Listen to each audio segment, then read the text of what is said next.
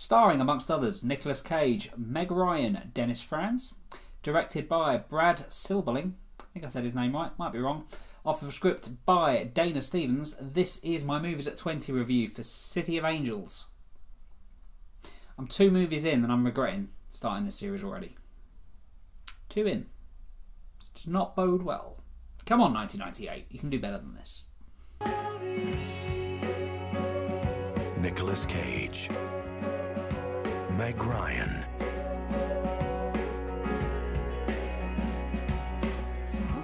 City of Angels. City of Angels knocked Lost in Space off of the top spot after 1 week, and it remained there for 2 weeks. The movie stars Nicolas Cage as an angel named Seth, and it's meant to come across that he falls in love with a nurse played by Meg Ryan. He stalks her. It's quite creepy. But we'll get to that in a second.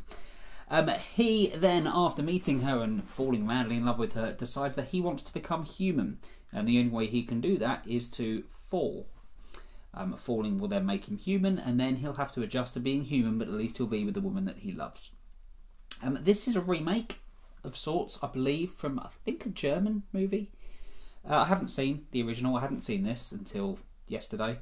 I still wish I hadn't, for the most part. But I did think, it's Nicolas Cage. I love Nicolas Cage. It's quite hard, though, now to see Nicolas Cage as anybody but Nicolas Cage. I just keep expecting him to do Nicolas Cageisms, and he's become such a meme. Now, meme? How do you say it? Such a meme now in the world that maybe that's why he's doing all these straight-to-DVD movies now. Maybe he's become such a caricature of himself that he can't lead a movie anymore. I want him to come back. I want him to reclaim his star. But at least in this one, a romantic drama, it's unlikely we'll get any of Nicolas Cage acting all crazy and Nicolas Cage-like.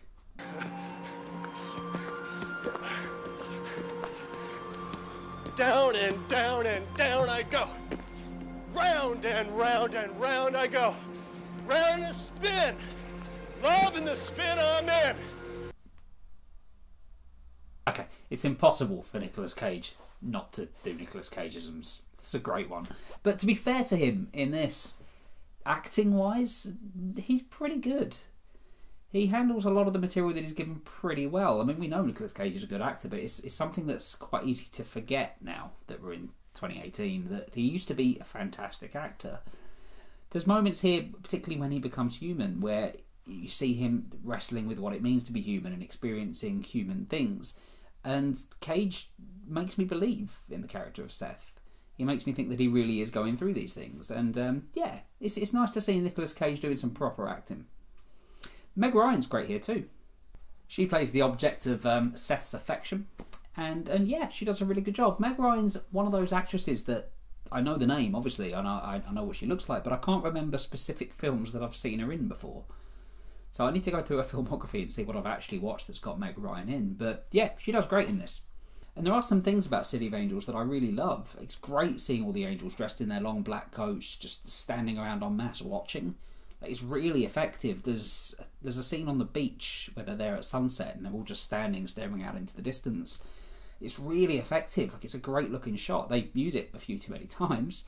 But yeah, I love seeing things like that. It's a fascinating concept that just didn't have enough done with it. And I probably should have said spoilers at the start, but do I need to say spoilers for a movie that's 20 years old? I don't really think I do. I like as well that this doesn't wrap up the way that you may expect. There's no happy ending for City of Angels. Well, there is to a degree. Like Nicolas Cage has said, he finds himself by the end of the movie and he's happy and he's content. But the love story aspect of it ends tragically. Like, Maggie dies when she just rides into a truck. That scene's not done brilliantly well. She's riding on a bike with her eyes shut and her arms outstretched because she's so happy, just like this, on a bike, cycling along. Truck comes across and I presume she goes into the truck and yeah, dies shortly afterwards.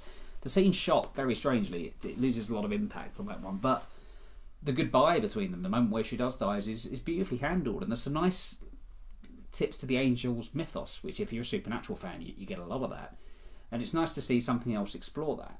For example, Seth not being able to see another angel that's appeared to take Maggie away once she's died because he's now human. It's little touches like this that just make me wish that this film could have been so much more.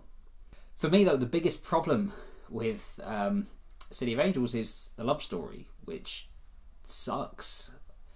Like, it's messy and bad on so many levels. For starters, Seth, who is the angel and he sees Maggie and he falls in love with her, is so fucking creepy. So creepy. Like, he's stalking her through corridors, walking behind her while just kind of staring intently, just like that the whole time. It's off-put. Oh, I don't like it. I don't like it at all. And there's no real reason that I can see for her to also fall in love with him. He's a creepy guy that hangs out at the hospital and sees her there, and then he pops up at the library, and then she can't stop thinking about him when she really should just be not being able to stop thinking about him because she's scared of him and she should call the police instantly. But the romance between them doesn't feel earned. There's nothing about the two of them, and also the fact that Maggie's in a relationship with somebody else when he comes onto the scene, and that kind of evaporates weirdly. There's no real resolve to that either. But for a film that is largely about these two characters falling in love, it does such a bad job at setting up this relationship of making me feel like I should care about them or root for them. It just seems so manufactured. Nothing about the two of them coming together feels organic. This is also very much a movie of its time. I don't remember the late 90s them having the schmaltzy soundtrack to films. Maybe I'll see this more with the more of these that I do as we come towards the end of the 90s. But yeah, Google Dolls Iris is in there. Sarah McLachlan Angel is in there, which could not be more on the nose. Alanis Morissette, I think it was, is in the closing credits. There's just so much of this that feels like it's a product of the early 90s. A typical movie stock music plays across shots of the city, and it feels dated. And as I say, I can't remember really what films were like in 1998, whether a lot of them were like this, but it feels like it would have been dated even then. But yeah, City of Angels isn't a movie I hate. It's not a movie I particularly love either, and it's also not really one that I can think of a great deal to talk about. The movie's at 20 reviews. Where possible, I'd like to do them a little bit longer than the normal movie reviews. I'd like to be able to go into them a little bit more, because I've got access to the footage, so I can include that in. But yeah, it's a bit of nothing, this film. It should be so much more. This is dealing about angels, which in its own is a great concept to explore. Supernatural's been doing it for about 98 years now. Following an angel as he falls, as he becomes human, learns to experience what that's like, shouldn't be something that's relegated to the last 30 minutes of the movie. It should be the movie. We shouldn't have to have all this stuff of creepy angel Seth stalking people. It should be about him becoming human and what he learns and how he feels, and it's very much an afterthought. We spend so much of the time getting to that point that when we finally do, there's not much time left, and there's not really any time to really feel what he's going through. I'm going to give City of Angels a 5 out of 10. So a little bit better than Lost in Space.